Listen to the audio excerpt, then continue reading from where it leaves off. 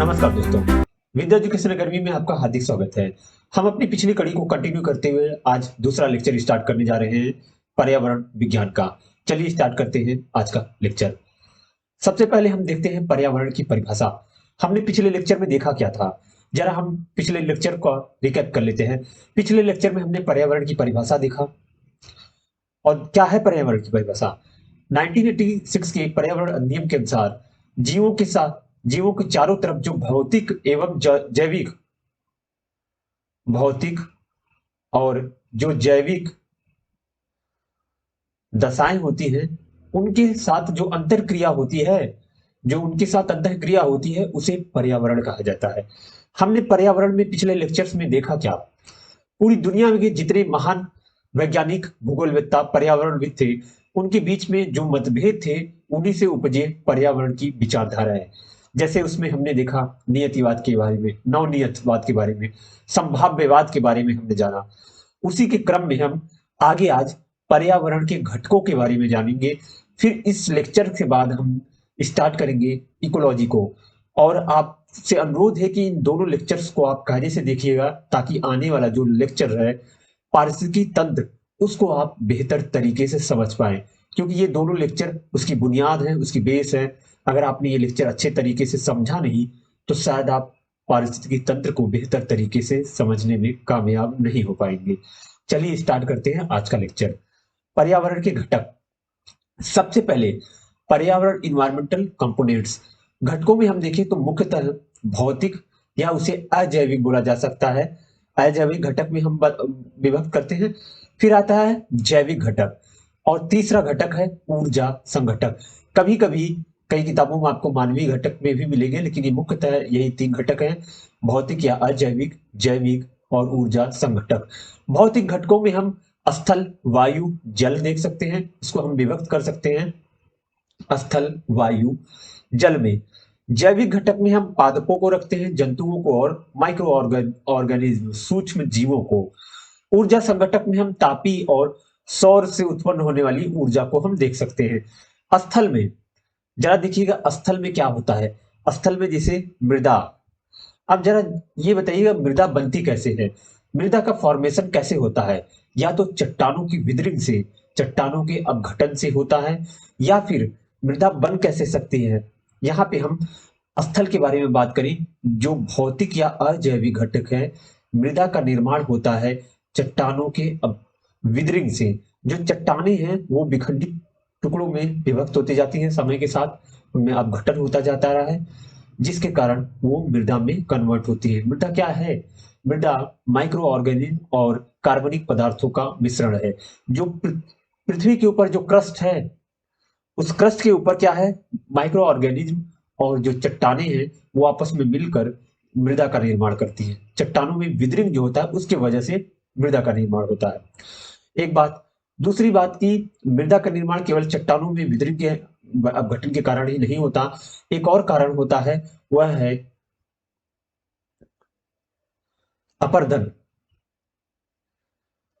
अपर्दन के कारण, वायु अपर्दन और जल अपर्दन के कारण भी मृदा का निर्माण होता है। तो स्थल में हमने भौतिक, स्थल वाले घटक में हम ये देखेंगे।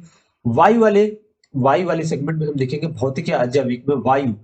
वायु में आप देखेंगे कि हमारी पृथ्वी के चारों तरफ जो वायुमंडल है, वो कई हिस्सों में हम उसको, उस कई लेयर्स में हम उसको विभक्त कर सकते हैं। पृथ्वी के चारों तरफ जो विद्यमान वायुमंडल है वो कई लेयरों में है। आप जानते होंगे समताप मंडल, जैसे स्ट्रेटोस्फियर समताप मंडल, ट्रोपोस्फियर क्षोभ मंडल है, मीजोस्फीयर मध्य मंडल, आयनोस्फीयर, इन सभी का अध्ययन इसके अंतर्गत देखते हैं, और ये सब सम्मिलित रूप से वायु में आ जाएंगे। जल जल में हम क्या देखते हैं? जल अपघटक। जल, अगर पर्यावरण के घटकों में हम अजैविक घटकों में देखें तो जल आता है। देखिए, पृथ्वी के निर्माण से लेके आज तक जितना H2O है वो कांस्टेंट है, केवल बदल क्या रहा है, उसका रूप बदल रहा है। एक एक जगह से दूसरे जगह उसका परिवर्तन हो रहा है। या यूं कहें कि पृथ्वी पे जो भी कुछ है, जल की मात्रा, एक रूप में से दूसरे रूप में उसका परिवर्तन हो रहा है। इसे ही जल चक्र बोला जाता है। इसे ही जल चक्र बोल रहे हैं। हम इसे रखते हैं अजैविक घटक के अंतर्गत। तो भौतिक घटकों में हमने देखा स्थल, वायु और जल, ये तीन चीजें देखी। स्थल में जैसे मृदा आ गया, मृदा का निर्माण जल अपर्दन, वायु अपर्दन और चट्टानों में विदरिंग के कारण होता है। वायु में हमने वायुमंडल के बारे में देखा। वायुमंडल वायुमंडल जो होता है, अगर हम उसको कई जो पृथ्वी के बाहर वायुमंडल विद्यमान है उसको भी हम कई में रूप में विभक्त कर सकते हैं। जल में हमने देखा कि जो पृथ्वी पे वर्तमान में जो जल की मात्रा है या पृथ्वी पर ओवरऑल संपूर्ण जल की मात्रा स्थिर है, वह केवल उसका रूप परिवर्तित हो रहा है और इस पूरी प्रक्रिया में जो साइक्लिक प्रोसेस चल रहा है उसे हम जल चक्र बोल रहे हैं। चलिए दूसरे सेगमेंट पे आते हैं, जैविक घटक पे। मुझे उम्मीद है कि आप भौतिक घटक के बारे में अच्छी तरीके से समझ गए होंगे। फिर दूसरा है जैविक घटक। जैविक घटक में जैसा कि नाम से ही है, जैव ऑर्गेनिज्म की बात होगी, इसमें जीवन होगा। ऐसे घटक जहां ऐसे घटक को हम तीन हिस्सों में मुख्यतः विभक्त कर रहे हैं, पादप, जंतु, सूक्ष्म जीव। पादप को फ्लोरा कहा जाता है, जंतुओं को फौना बोला जाता है और सूक्ष्म जीवों को हम माइक्रो ऑर्गेनिज्म बोलते हैं। पादप जिसे प्रोड्यूसर ट्रांसड्यूसर भी बोला जाता है, प्रोड्यूसर उत्पादक, जंतु उपभोक्ता होता है, कंज्यूमर होता है, सूक्ष्म जीव अपघटन करता होता है और इसमें डिकम्पोजर्स आते हैं जैसे बैक्टीरिया, जीवाणु, फंजाई, कवक इत्यादि आते हैं। यदि हम उपभोक्ता की बात करें या जंतु की बात करें, तो जंतु जो है, जंतुओं को हम स्वपोषित और परपोषित में विभक्त कर सकते हैं। स्वपोषित में कौन से आ सकते हैं? ऐसे जीव, ऐसे जंतु जैसे साइनोबैक्टीरिया वगैरह को हम रख सकते हैं इसमें। परपोषित को हम तीन हिस्सों में विभक्त मुख्यतः कर सकते हैं, मृतजीवी, सैप्रोफाइट जो कि सड़े गले पदार्थों पे जीवन निर्वहन करते हैं, परजीवी जो कि दूसरों पे आश्रित रहते हैं, प्राणी संभोजी जो कि अपने मुख्य आहार नाल द्वारा भोजन का भक्षण करते हैं, ऐसे जीवों को होलोजोइक बोलते हैं, प्राणी समभोजी। हमने देखा, हमने जैविक घटक के अंतर्गत, जंतुओं के अंतर्गत हमने देखा स्वपोषित और परपोषित को देख लिया। अब आगे हम देखते हैं सूक्ष्म जीवों में। सूक्ष्म जीवों में जिन्हें डीकम्पोजर्स बोला जाता है, उसमें मुख्यतः बैक्टीरिया और फंजाई है। बैक्टीरिया के बारे में आप जानते होंगे, स्पेशल कैरेक्टर इसका क्या है, इसकी जो चारों तरफ इसमें क्या सेल वॉल पाई जाती है, यह मेन कैरेक्टर होता है। सेल वॉल पाए जाने के कारण इसे प्लांट में की तरह देखा जाता है, क्योंकि प्लांट्स में जो होता है सेल वॉल पाई जाती है, वो कैरेक्टर आपको बैक्टीरिया में भी मिल जाएगा।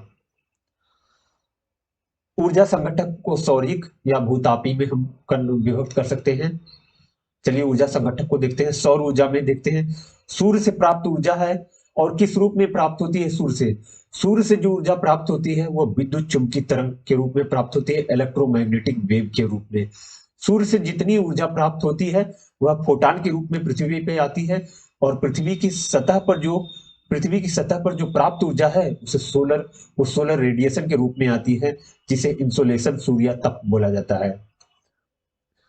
पृथ्वी पृथ्वी पर क्षैतिज सतह पर पहुंचने वाले कुल सौर विकिरण ग्लोबल रेडिएशन कहलाते हैं।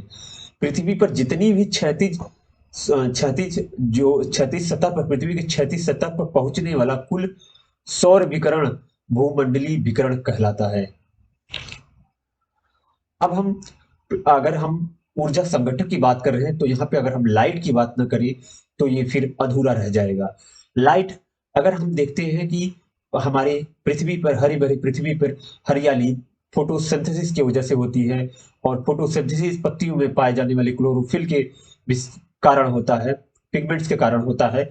वो किस प्रकार की रोशनी को एब्जॉर्ब करते हैं? तो ज्यादातर क्या होता है, प्रकाश जो लाइट होता है, लाइट को हम विभक्त करें तो लाइट 400 से 700 नैनोमीटर के बीच में पाया जाता है। और इलेक्ट्रोमैग्नेटिक स्केल पे अगर इसे हम देखें तो प्रकाश संश्लेषण, आगे हम अभी इसमें डिस्कस करेंगे कि infrared, UV rays, cosmic rays कहां पर दृश्य स्पेक्ट्रम पाया जा रहा है, वो हम आगे वाली स्लाइड में देखेंगे। सबसे पहले तो अगर इसकी बैंडविड्थ की बात करें तो कहां पे है ये? 400 से 700 नैनोमीटर के बीच में स्केल पे है ये। प्रकाश संश्लेषी विकिरण की बात करें, फोटोसिंथेसिस एक्टिव रेडिएशन जिसे पार बोला जाता है, और इसी पार के अंतर्गत ही जो फोटोसिंथेसिस क्रिया होती है 400 से 700 नैनोमीटर के बीच में, प्रकाश संश्लेषी सक्रिय विकिरण बोला जाता है। मैक्सिमम जो होता है इसी के बीच में, इसीलिए इसे पार बोला जाता है, फोटोसिंथेसिस एक्टिव रेडिएशन। अब जरा हम दृश्य प्रकाश को देख लेते हैं।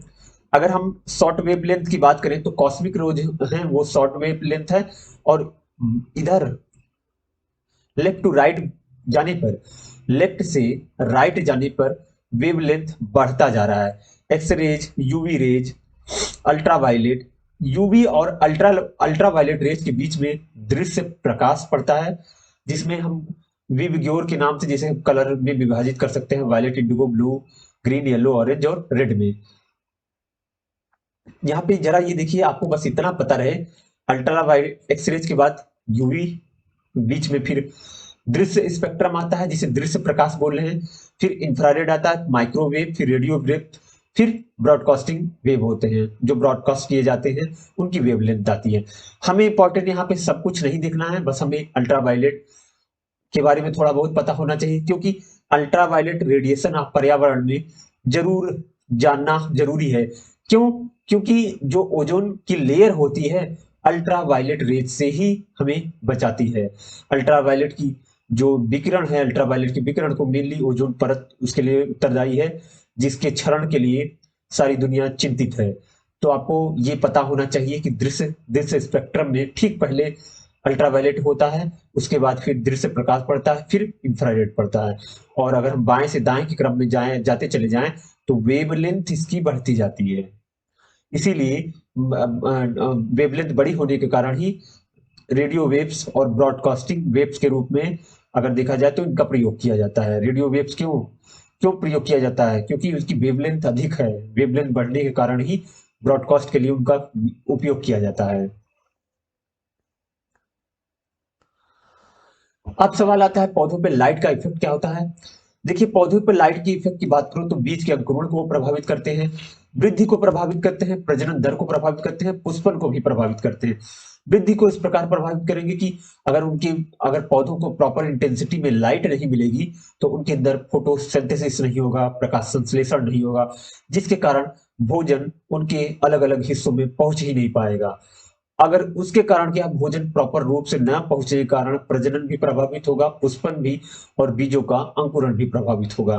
तो लाइट की इंटेंसिटी, डेल्टा और अवधि सभी कुछ इनको प्रभावित कर रहा है। यही है पौधों पर लाइट का प्रभाव। देखिए, फोटो पीरियोडिज्म क्या होता है? एक शब्द होता है photoperiodism, response of plants and animal to the length of the day and night.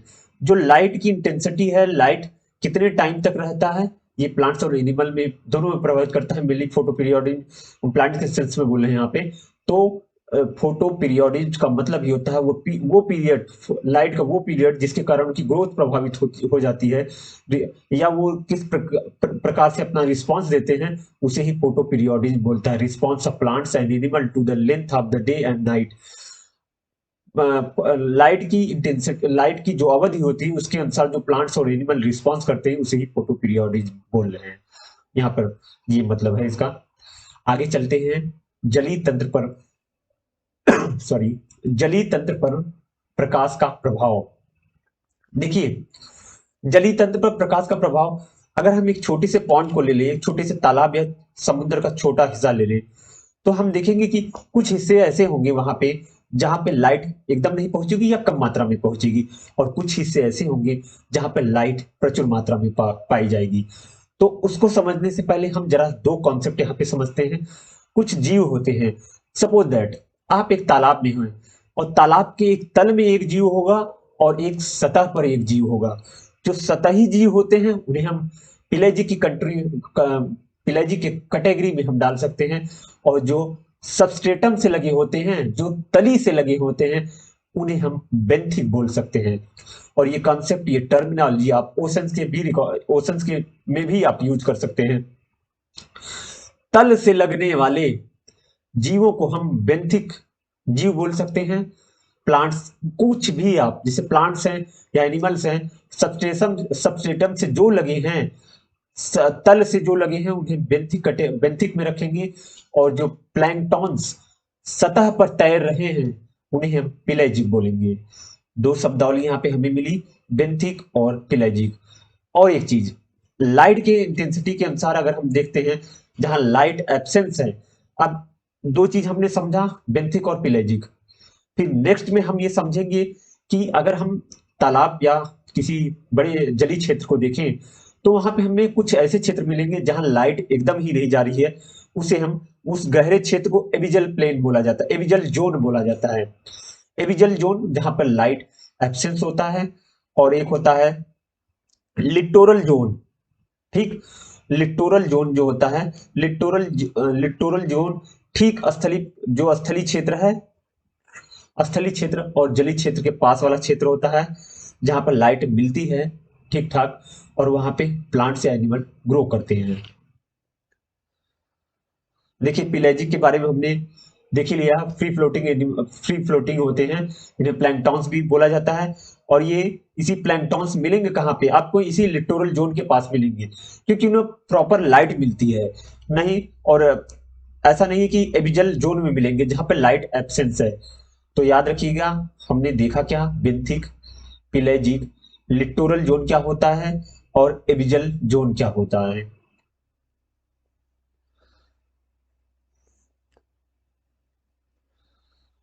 इन चीजों को समझने के बाद हम अपना अगला लेक्चर स्टार्ट करेंगे।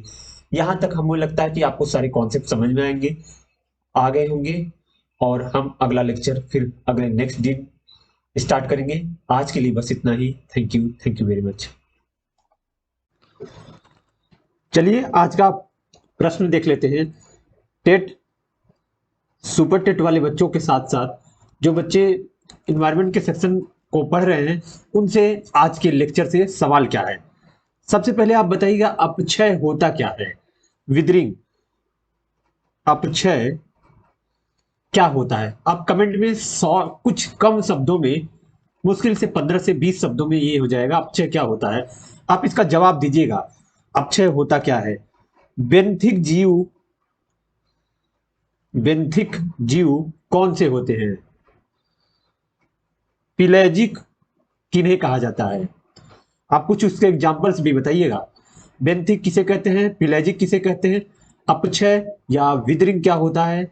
आप इन 3 प्रश्नों के जवाब आप दीजिएगा। टेट वाले बच्चे, सुपर टेट के बच्चे, और जो साथ साथ में और अन्य एग्जाम्स की तैयारी कर रहे हैं, वो भी आप सभी बच्चे आप कमेंट्स में इसका जवाब दीजिएगा इन 3 प्रश्नों के। आज के लेक्चर से आपके लिए बस ये 3 प्रश्न हैं, और बाकी उम्मीद करते हैं कि ये कॉन्सेप्ट आप बेहतर तरीके से समझ पाए होंगे। Thank you very much.